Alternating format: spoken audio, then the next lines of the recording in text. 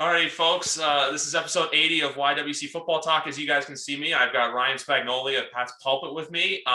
We were going to talk draft today and everything, but a few hours ago, some news broke, which you always love it when news breaks before a podcast, but not this news with Julian Edelman first getting a failed physical designation release and then his ultimate retirement. As you can see, I got my Edelman jersey on. Ryan's got his back. He's wearing it backwards, but it's the Edelman Yeah, hat. you can't really see it. Yeah. Take my word for it. But besides that, how are we doing today? Doing well, man. Yeah, that news stings. Like we talked about off air. You kind of saw it coming, right? I mean, with the reports last week from Karen Gurugian of the Herald, I believe, it said it wasn't doing well, and it was something where surgery couldn't alleviate the pain. He kind of figured this day was coming. I was kind of holding out hope for maybe starting out on the pup list, right? Miss the first 6 weeks and then come back and try to get a stretch run in because I think they got a pretty good football team down here in Foxborough, but. Yeah, I mean, it's when you first saw the news, it was like, oh, did they really cut him? Like, is this, is he going to go? Is this going to end with him catching a touchdown pass in Tampa?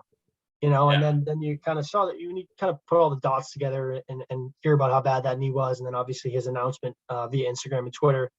Bittersweet, man. I mean, I know I don't know if I can speak for you, but for myself, like he's been here 12 years. I'm 23. Really started becoming a diehard fan around then.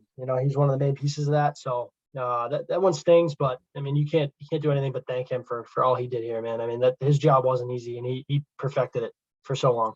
Exactly. And there's a phrase I've heard you use and Pat used before on your guys' podcast, Patriot life, or like when everyone is saying Tampa, I feel like it's kind of saying like the whole when you have an NHL team and everyone's like wants to go play for the superstar like McDavid, Crosby, Ovechkin, etc. Like with NBA, like how everyone wants to go play for LeBron. I feel like once the Tampa news got out, it's like, oh, he wants to go reunite with Tom, do all that. But he just seems like the guy who just like, look, like his retirement video said, Foxborough forever. Like he just seems like that's who he seems like. He's just that kind of guy. Like he's truthful and loyal to his brand.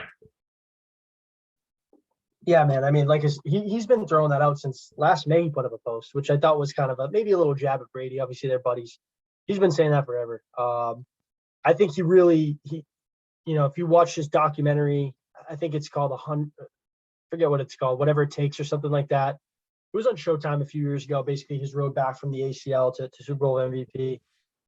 You could tell his parenting, especially from his father, really was similar to Bill Belichick's coaching style, right? Like, there's no easy days. Everything that you want is works hard. You gotta talent doesn't. What's the saying? I'm getting at, but Yeah. basically, like Belichick's coaching came from his father, and I think he really appreciated that. Obviously, the story, right? 7th round or college quarterback, had one catch in college, didn't have a combine invite. I think he really embraced that. The Patriots giving him a chance. Obviously people like to float that out. He's obviously super appreciative of Brady. They're best friends, but I think whether it was this year, next year, or 2 years from now, I think he would have ended up finishing his career here. I just think he's that type of guy, that type of player. Exactly. That's what I meant about the whole like loyal to the brand thing. Like he wants to stay. Yeah. He's like loyal to his thing. I believe it was like 232nd overall as well. Like he's like one of those true success stories of look, here's a guy who made something out of nothing, and not only having all these great moments that includes the great whip route in Super Bowl 49, like you just tweeted, the amazing catch in Super Bowl 51 where you just hear him in the audio, I caught it, to him not like holding guys back from celebrating in the Super Bowl 51 when he wasn't sure, oh, did he cross the line, to an MVP performance in Super Bowl 53. So it's just the true career that honestly a red jacket will be waiting for him in the next few years at one Patriot place. For sure. Yeah, he's a Patriot lifer like we talked about. Matthew Yeah. Slater, David Andrews obviously just signed that contract. Those are guys that are just core guys, right? What red jackets are waiting for all those guys. You can make a case for Edelman for the gold jacket. I don't think that's the time to debate it now. I think it's the time to kind of cherish his career here. But in my opinion, he's a Hall of Famer. Do I think he gets in? Probably not. But you saw with those dominant Steeler teams and dominant, Cowboys teams, a lot of those guys got in because they, not necessarily postseason stats don't hold a lot of weight in terms of the Hall of Fame because you're on a great team. You're going to have a lot more opportunities than, guys like, Odell or something like that are obviously more talented, but, didn't have the postseason resume to do it. But considering his story and where he came from and how hard it took him to get to the top of where he was, he's a Hall of Famer in my eyes, put it that way. Exactly. Like the Patriots have done such a good job of developing guys who are something to nothing. Even look at Danny Amendola, for example, another one where he was undrafted, didn't do a lot, came here and really built his career up. Just some more examples of the Patriot way as well. That's another thing I was going to say. When you think of the Patriot way, Edelman's like one of those guys that first comes to mind, like him, and then obviously Tom when he was here. Yeah, for sure. He is the. You want to look up what Patriot way means? Look at like in the dictionary. Julian Edelman's the first name. I mean, Tom Brady, obviously for sure, but I think when you talk about success stories, he's right up there, Brady. I mean, obviously Brady has the 6 rings and was the 6th round pick, and obviously his story is insane too. But what it took Julian to get to his point in his career and be such a viable piece and a key cog of that dynasty 2.0, dude, they don't win one ring without him. Like those 3, he was a major piece in all of them. Obviously the 49 Super Bowl 49, he helped torch that, probably the best defense ever in my opinion, right? Caught meaningful 3rd downs down the stretch, that game-winning drive, made the unbelievable catch, and then they don't win that Rams game without him. I mean, they couldn't move the ball. So his legacy will live here forever. So we're super thankful. I'm sure you are too. Same. Like this is honestly back in 2014. I started working out like my first job out of college, and my first true purchase was from the Pat shop. Was this number 11 right here? Like as soon as I got home, I'm like, I had to put this on for recording. I know it looks a little fanish, but I'm like, look, you just got to pay respect to what truly is one of the best Patriot receivers of all time. For sure. Yeah, I mean, wasn't the most talented, right? He wasn't a Randy Moss. He wasn't a Deion Branch. He wasn't the other guys that came through, Antonio Brown for a game. But his work ethic and the way he played the game just so hard. And like I said, his role wasn't easy, man. It takes an absolute sicko to go over the middle and take hits he did over the course of his career. Be able to have, 12 years, when you look at the way he played and the way he put his body in those situations, 12 years, that's a hell of an accomplishment. Yeah, and even to exactly, like his knee hasn't also been right since he unfortunately tore it in the 2017 preseason.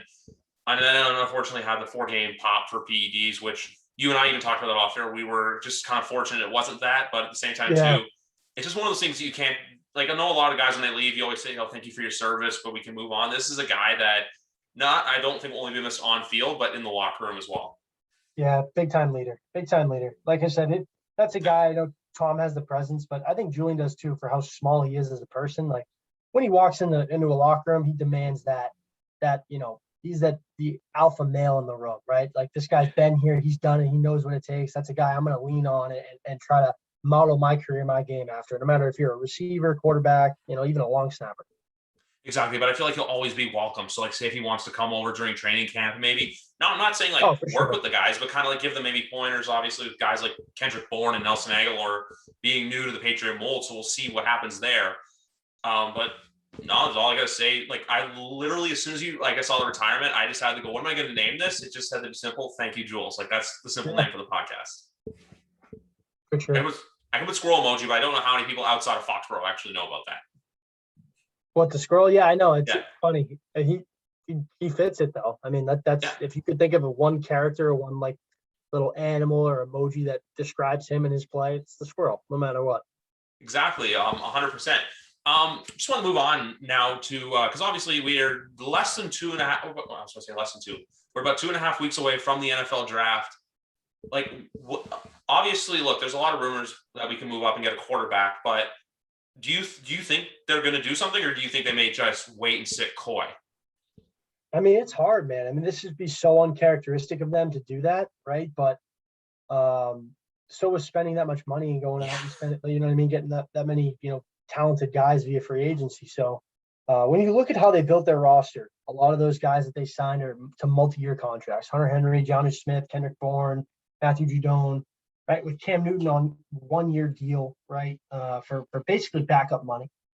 So you had to think, I mean, obviously money talks, right? We know that, but you have to think when they're negotiating with these guys, they had something else up their sleeve. So basically, if there's a time to go up and get a quarterback, it's a very good class. The top 5 are very good. I'd take any of them, really. I mean, obviously we know where Lawrence or Wilson will go, but really the Lance, the Jones, the Fields, I'd take any of them. I think I'd trust their evaluation. If they're going to go up and make a move for a quarterback, you have to trust their evaluation. They're getting the right guy.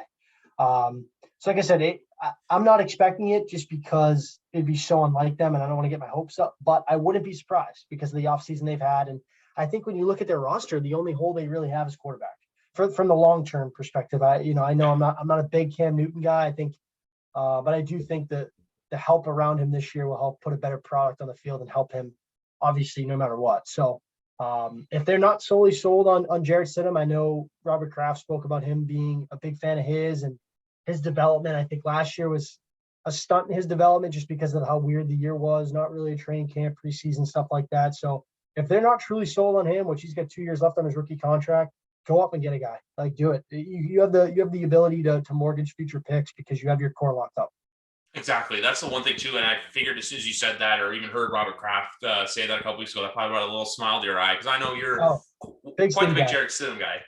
Yeah, like that's one of those guys too where I'm like, even last year at this time of year, obviously our weapons were sparse. Jarrett Stidham was a starter. I would have been okay with it, but now we know, like, look, Kraft wants to take a shot at him. Kraft's not done with him. So if we were to have a quarterback room of Cam, Stidham, and then what I think I'm trying to remember his last name, Jake Dolgetta. Yep. Dolgalla, my bad. But if we can go up and get, I think I was going to say Jones, Fields, or Lance. I think it really depends on what San Francisco does at 3, / the whole new rumors of Jerry Jones being infatuated with Kyle Pitts, how that could really screw things up. And I just had to mention that because obviously every time I hear that, I want to laugh. But they're in a very particular situation just because I feel like Atlanta or even Detroit are the candidates just because I feel like since he's going to want a lot to move from 5, and then we know the divisional team's not going to trade for New England, especially knowing they're going to want a quarterback. Yeah, I think Miami's playing sneaky, quarterback gatekeeper in a sense, right? They had the 3 pick. They got 3 first-rounders for that pick. So, hey, if you want to go up and get a guy, great, this is the price. And the Patriots never pay that. Yeah. I don't think, at least. And then they go back and move to 6, so it's like you can't get in front of us, So, obviously, Cincinnati, we know they're not going quarterback. I think they sit there because I think it's very likely quarterbacks go 1, 2, 3, 4, and they get the best positional skill player on the board there, whether they go tackle or they go Kyle Pitts or Jamar Chase. It would make sense for them to stay at 5. It's for me, it's getting a 7. I think if you can get the 7, you'll have a quarterback on the board, right? I mean, unless Miami's willing to trade out and kind of, like I said, play quarterback gatekeeper to you and kind of, play ball and say, oh, if New England's moving up to 7, we'll move 6 to a team that wants a quarterback like maybe Denver or Pittsburgh or Washington. I think Washington's a team to watch out for to move it ahead of New England to get a quarterback. So yeah, it'll be interesting. There's draft day trades, but it depends, solely on what the Niners do at 3. And I think it'll be Mac Jones, but there's a lot of smoke screen out there too. I wouldn't be surprised. I think Justin Fields, whoever gets Justin Fields, wherever they get him, that'll be the best value pick in the draft. Oh, 100%. Because like at this time last year, it was Fields, Lawrence. That was your 1, 2, obviously. Fields, Lawrence since their freshman year of high school, man. Those two, like he was the 3rd highest ranked quarterback ever coming out of high school per 247 Sports ever. Like this kid's a stud. He's been a dog for that many years. I don't know where this is coming from. I love Zach Wilson. Like I love his game. He's flashy, the type of quarterback that you like to see, but the fact he's ranked over, Justin Fields, it's just comedy to me. I don't understand it, but I'll take it because I'd love to, be in a situation where we could potentially get him. I feel like with the Wilson and Fields thing, I feel like Wilson's kind of like this brand new toy. Like, how you always see with little kids where it's like they're playing with a toy, but then they see something brand new and they get attached to it. I feel like that's everyone with Fields, but it's like, hey, look, that still works perfectly and it still works fine. So that's where I feel like, look, whoever gets Fields is going to get a good quarterback. I liked your Washington one just because Wick was saying Washington's a team to watch out for. Pittsburgh, I don't know personally, just because I feel like, look, they're sticking to Ben for this year and we'll see what happens. Part of me just thought, look, Chicago's going to come out of nowhere and trade their future assets, but apparently Bears executives told Pace, no, we don't want you mortgaging our future again to move up and get a quarterback. So we'll see what happens, but I ultimately think it could be Denver and New England with, like you said, Washington kind of being that dark horse team to watch out for. Yeah, for sure. It'll be interesting how it shakes out. Like I said, if you can get the 7, you'll be in a pretty good spot. I think one of those guys falls, even if they go 1, 2, 3, 4. You'll still get the Lance, but I mean that's very unpatriot-like that they'll just say, "Oh, we'll take the best quarterback available." Right? They're very strategic with how they go about their draft board. So if they don't like the player, if they don't feel it's a need to a smart move to go up and get them, they won't. So it's all about how it shakes out. Obviously, they are attending Fields' second pro day. They had their head scout there at his first one, so there's definitely some interest there for sure. And I think he'd fit really well. I think that'd be a great situation for him to sit and learn behind a professional like Cam for a year. But like I said, we'll just have to wait 2 weeks out. So things are starting to come through. Exactly. It's like that exciting time of the year because I always tell people this whenever I start, like, it's like, oh, why did I start a football podcast? Because football's that one sport. Look, it's a year-round thing. Sure, like Oh yeah. there's some dead downtime, probably like in June when not a lot goes on right before training camp. But look, it's just there's so much talk with the draft. Like for example, with NHL, it's like, hey, season's done, draft happens, then boom, everything kind of goes quiet for a month or two. Meanwhile, football is just like it's a train that never stops running.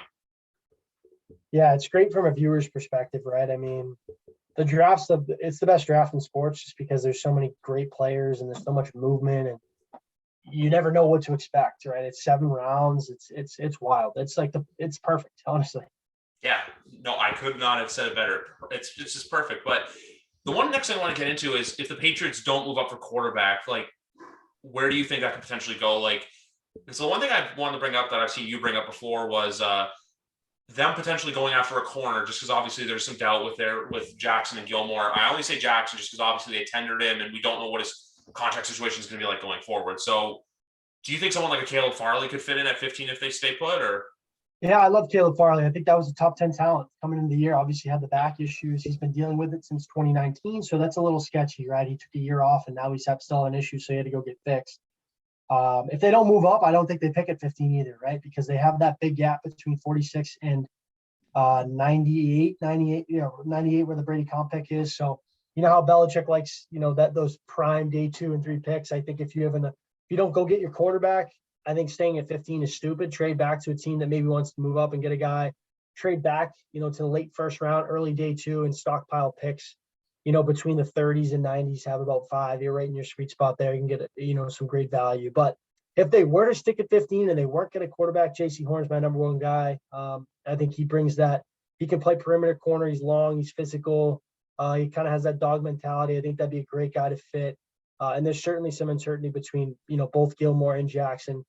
Jackson being tendered, like you said, and Gilmore with 1 year, $7 million on his contract. He will not take a snap on that. So he'll either have to be extended before the year or move.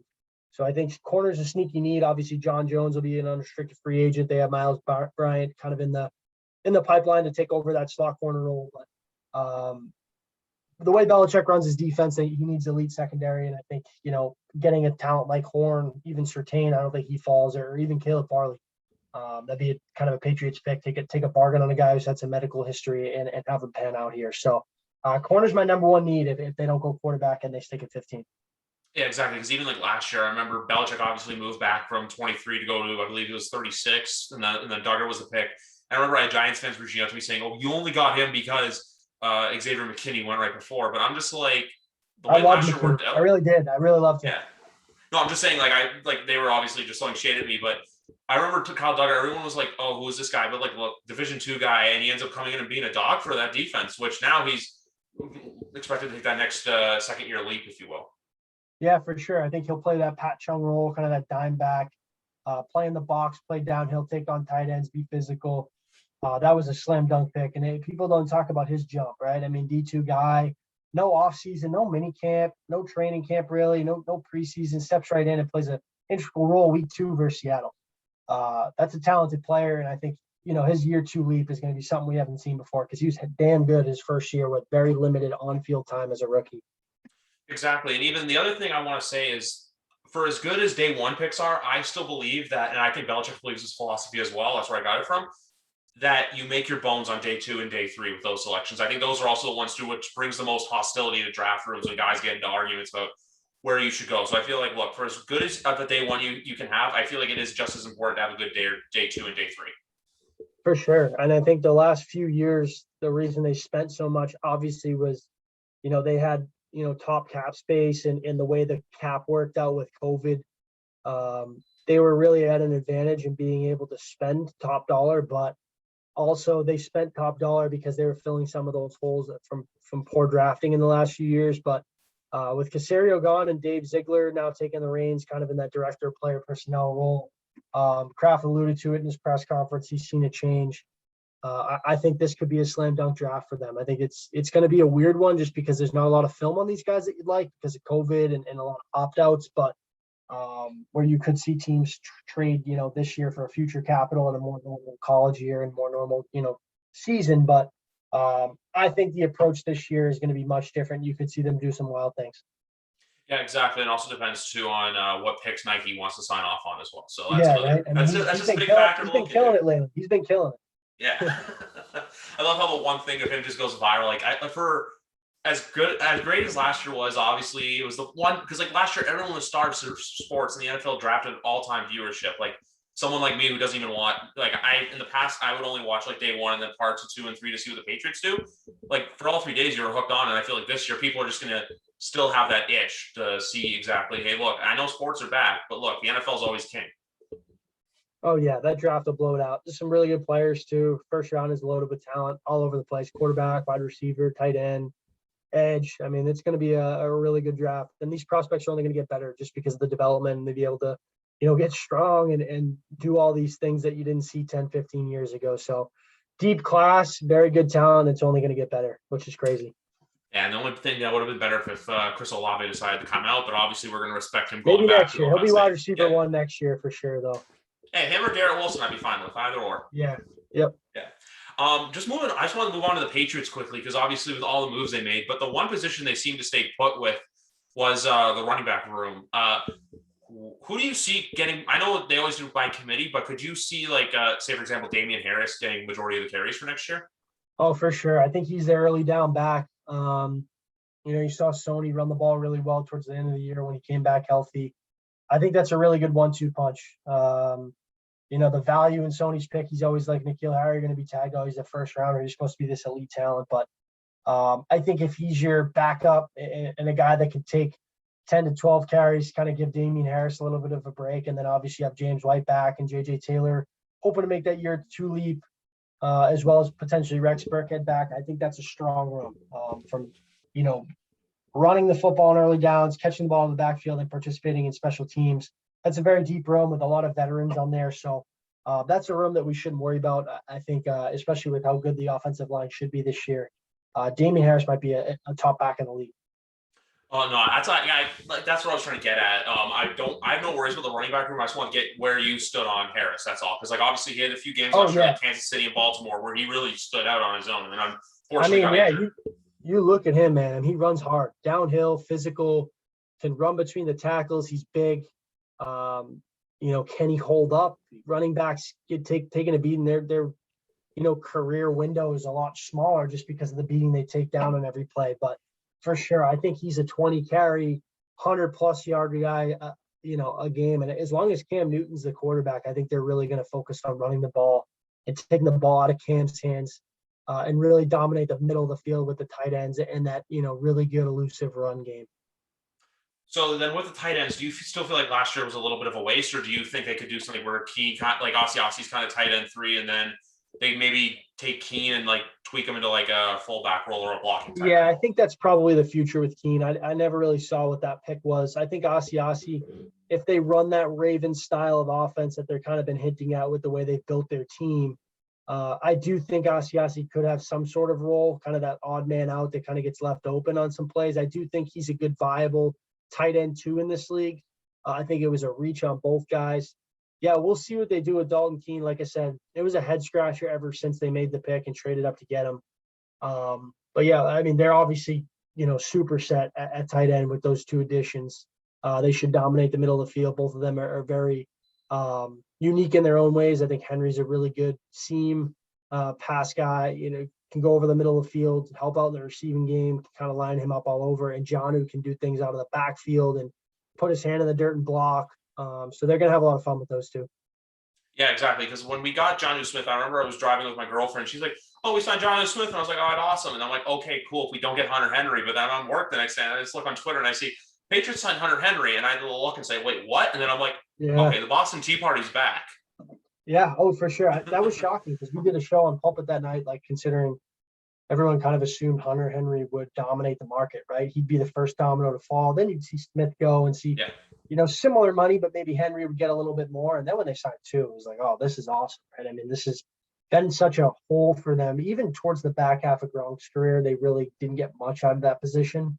Tight end's probably their strongest room right now, just between those 2. But they got to stay healthy. Henry's had some issues staying on the field a little bit. So he's going to have to stay healthy. But, I mean, even like I said, one of those guys goes down, I think you have a pretty decent backup piece and depth piece in Asiasi. Exactly. I always think of that, like, nice little slant route he ran against the Jets. And I'm just like, where was this all year? But at the same time, too, it kind of gives you hope for the future that, look, there is something here. Like, For that there's sure. something. Yeah, no. Yeah, definitely. Yeah, because even too, what was I going to say? And then going with, like we said, I have no worries about this offensive line this year. When we signed Ted Karras, I was like, okay, I guess we're moving on from Andrews. But then all of a sudden, he's back, and like you said, just a guy who fits that Patriot way mold. Oh, for sure. That was a guy that it really stung when you saw that he potentially could be out going out the door. And then I think, threw some feelers out there and maybe didn't get the market he expected and went back to the Patriots. Ultimately, kind of a similar situation that we saw with Hightower and McCourty over the past few years. McCourty's even another guy, and even Dante Hightower. Like, as soon as Brady left, like, Hightower became my favorite Patriot player. So there's, like you said, there's just certain guys who are meant to be here who are, like you said, the Red Jackets are waiting for them as soon as they retire. For sure. Yeah, absolutely. Yeah. And even too, the way, like, obviously the spending this year was crazy. We took advantage of a market that dipped, but I feel like the only reason they spent as well is because, look, Robert Kraft knew something was coming with the TV money. For those of you who don't know, Kraft is him and Jones are in charge of the broadcast rights, and Kraft's got a great relationship with CBS Sports. Yeah, that they talk about in the book Yeah. that we talked about. So, yeah, these contracts are huge right now, but like I said, they push some money down the road, so those cap hits aren't so much this year, allowing them to spend and sign more guys. But I think 2-3 years down the road, with how everything's trending lately, those won't look too bad. Exactly. For now, some people can. I'm sorry to cut you off, but No. those are one of those things. You're right. Like, where it's like, oh, hey, for now they look a little shaky, but by next year, even the year after, the cap's going to even itself out to where, you know what, those deals look good. Really good. Yeah, for sure. They did. Like I said, that's just taking advantage of the market that they were in and being able to spend at a time where a lot of teams weren't. Exactly. And even now we have a 17th game, which, you know what, for the most part, I've seen. I'm ready for it too. But the only thing that's weird is when you got to say, oh, hey, will they go like 9-8 or will they go like 11-6? It's just like adding that extra win or loss is very. It's going to take a while. It's going to take a while to get used to. But I just want to ask you then from there, where do you exactly see the Patriots window for when it comes to win-loss record? Yeah, it's interesting. I think it all depends on the quarterback. It's a quarterback-driven league. What can they get out of Cam Newton? What are they going to do at the position? Is it Jarrett Stidham? Is it Cam Newton? Is it a guy through the draft? I think they have a really good defense, especially in their front seven. Obviously, you got a lot better at receiver. I still think there's a little piece needed, maybe through the draft, a developmental piece, as well as tight end. So I'd say with the way the roster looks right now before the draft, I think they're a fringe playoff team. 9, 10, maybe 11 wins is their ceiling. And they're just going to continue to build as the years goes on. I mean, I've said it for years. They're not necessarily rebuilding, they're reloading, and that may take a few years, but rebuilds take a while, and sometimes you have no timetable on how long those take. I think this is a team that could surprise some people in the AFC this year. Exactly. I don't think it's one of those like New York Jets situations where it's like, look, hey, we admit this year we're getting a new quarterback. We're going to have a bit of a weak year where we may not win a lot of games, but we know the future's bright. With the Patriots, I don't know about winning the division because I still think it's Buffalo's unless Josh Allen takes a significant dive off. But I've been saying this to some friends lately where I feel like there's that window from 5th place to like 9th place where a bunch of teams can finish. Like I have the Patriots, the Dolphins, the Chargers, the Ravens, the Steelers, and the Titans that can finish as high as 5th or as low as like 9th or 10th. So we'll ultimately see where they can go. But look, as long as they can stay in it and where even if they're in that hunt, we got to sweat it out through December. Like I'm okay with it.